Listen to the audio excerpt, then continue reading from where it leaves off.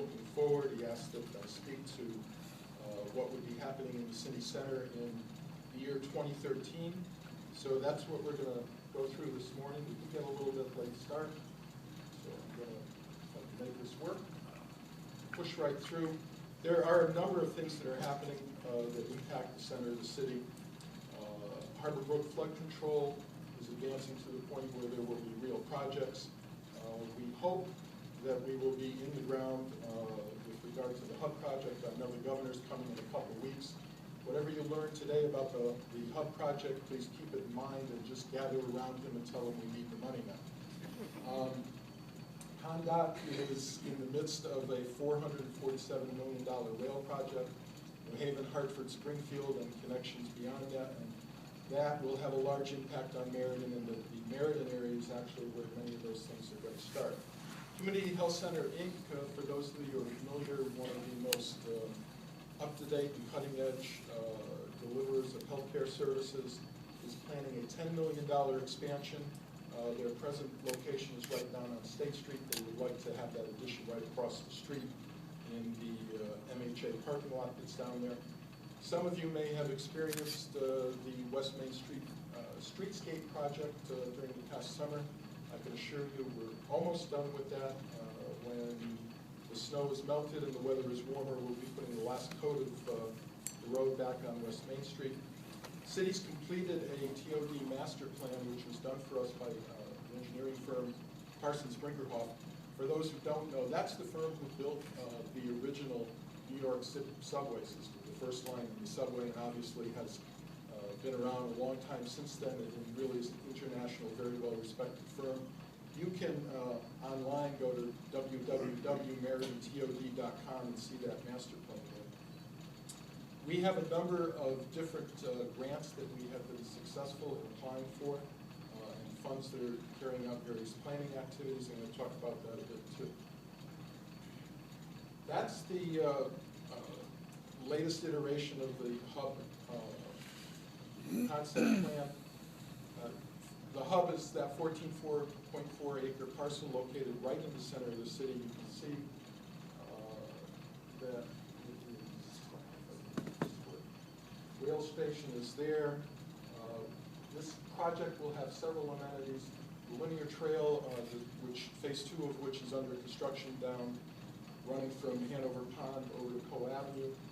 Phases 3 and 4 are waiting for funding. It's going to ultimately connect to this, and that trail will run through here. There's a great lawn area that will be suitable for exhibits, one of the mayor's favorites, the circus, activities like that. There, on that site, out of that 14 acres, there's going to be 3.5 acres that's going to be available for future development.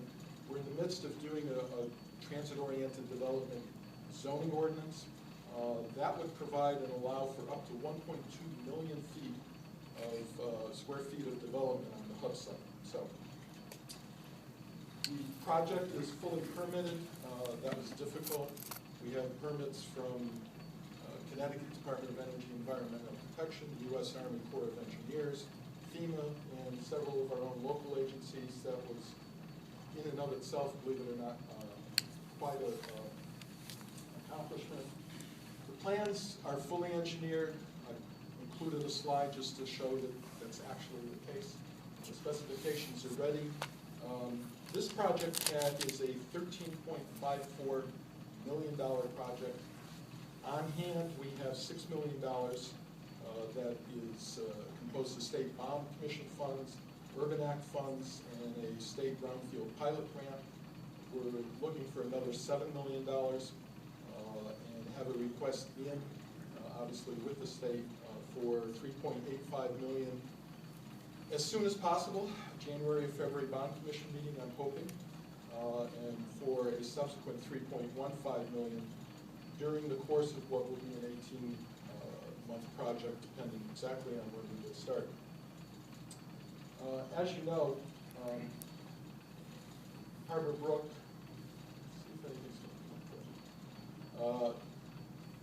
Harbor Brook is the flood control parts of this are very, very important to the entire city, but particularly to the downtown area. Those of you who were here and doing business in the city center in the 1990s will recall we had two major floods, people going down Hanover Street, rowboats, police cars sinking on State Street, $26 million worth of property damage. We have had in Meriden, a 100-year flood is a flood that's supposed to occur once every 100 years. We've had 11 of those in the last 150 years. There have been 7 or 8 different efforts to fix this problem and address it once and for all. None of those were completed either because of not in my backyard kind of issues or funding issues.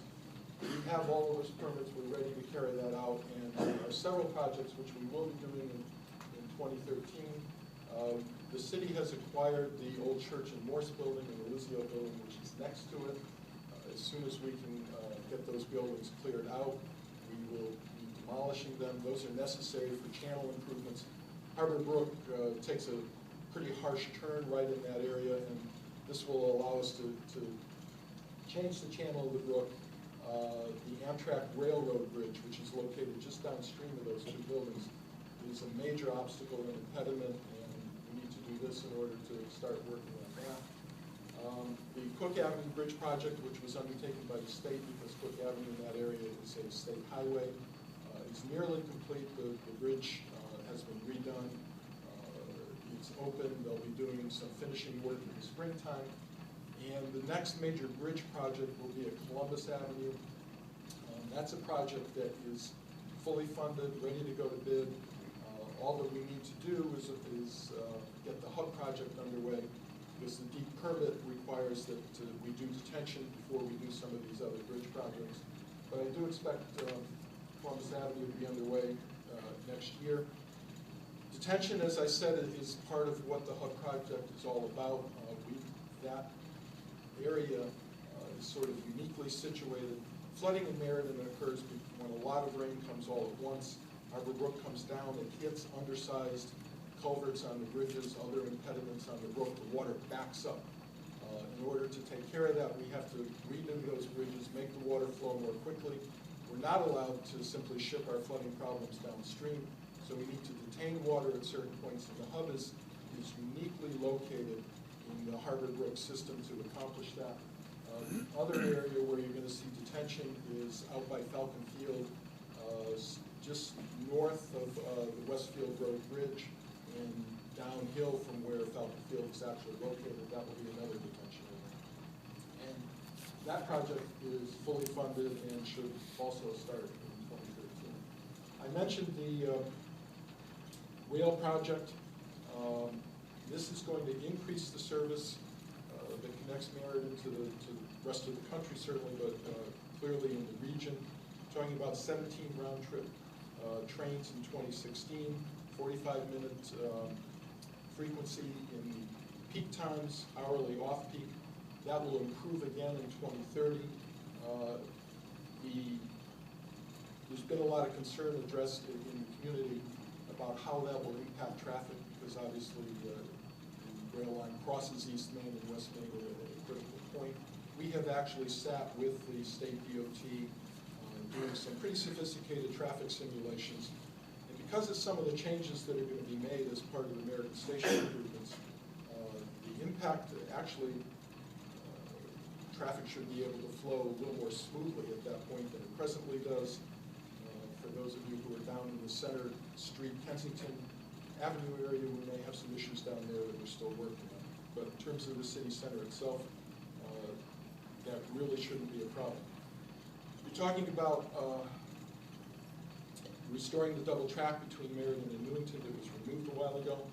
In terms of work that's actually going on, there is work going on that stretch of the line right now. They're doing the cabling in order to do the signalization later. The Meriden station area will see, in the area where the old Stone Insurance Building is and the present rail station,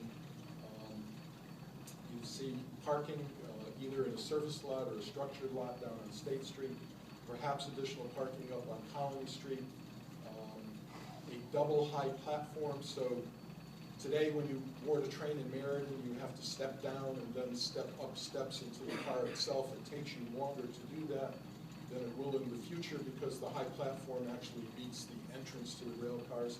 And you will be able to board from either side of the tracks depending on what direction you're going in. The other part of this is a pedestrian bridge and up and over.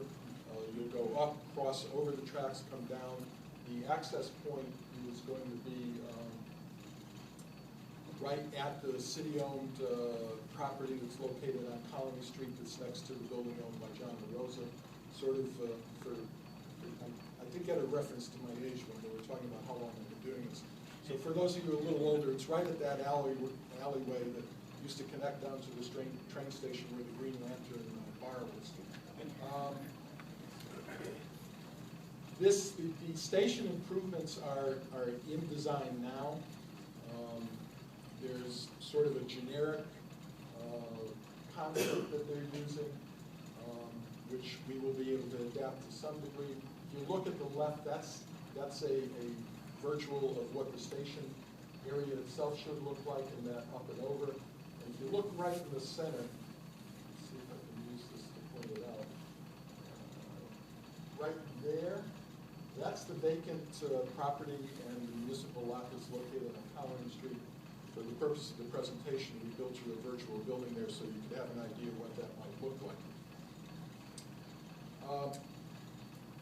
The hub, again, as I said, is uniquely located for water detention purposes, but also obviously is right next to the train station. It's also right next to the Millsmore Memorial Housing Complex. 140 units of public housing, one of only three remaining high-rise public housing complexes in the state of Connecticut. Many of those have been removed and rebuilt. We want to do that here in Meriden. We believe that we can provide better, affordable housing for folks that need that housing than what we're currently providing, and do it in a way that benefits the community as a whole. The idea is to develop up to 500 units of housing in which there would be a mix of incomes and mix of uses, and would serve to replace those properties. The Meriden Housing Authority did issue an RFP back several months ago. There was really extraordinary interest in this project. I think they received over 35 responses. There were 5 firms that were shortlisted. They all were national firms with very, very extensive experience in doing these kinds of projects. The firm that was chosen was Penrose Properties. That's a firm out of Philadelphia. They, in their time, and together with the architectural firm that they normally use, have completed about 50 of these kind of projects. You're talking about thousands and thousands of units. So again, the idea is find a number of sites, build mixed-income residential housing. The Parsons-Brinkerhoff report that I referred to before identified a need, a market for housing in the city of Meriden. Characterized Meriden as a point of origin rather than a point of destination. If you think about that a little, I think it will resonate with you. I think that was a good insight for us. We're and have been in the process of looking at various sites, doing conceptual plans to see, is it really feasible to do the number of units on particular sites that we're talking about. Each of these projects will need, there has to be a certain weight to it, a certain number of units. We sort of run through those kinds of pro formas. This is a drawing of what the type of buildings that you can end up seeing on what we refer to as the Mills Mega Block, which includes the Housing Authority property itself, a privately owned parcel located next to it, and the city-owned parcel where currently there's some playground equipment sitting. So we are talking with the state of Connecticut, with the funding sources, with private developers. We're talking to property owners on those sites that we've identified, and are also in the midst of following up with some further analysis. I talked to some members of the chamber last week, and they raised what is the real concern. We don't want to do something that's a plan that's going to sit on the shelf. We want a plan that can be carried out, that's feasible, that can be executed, and that fits with what we think the goals of the community are. We were granted, the state of Connecticut had $5 million worth of funding for transit-oriented development planning purposes. 32 communities applied. We were one of the communities selected, and out of that $5 million, the state, and again, doing it on the merits, who's got the best project, who's most nearly ready to go, chose to fund Meriden with $850,000 out of that $5 million. That was by far the largest grant. I think it says something about the status of our planning.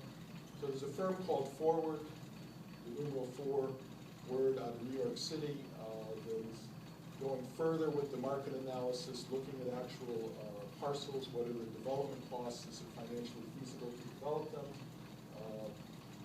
what's the benefit to the city and to the community in terms of taxes and other things that come from that kind of development, looking at whether or not there are any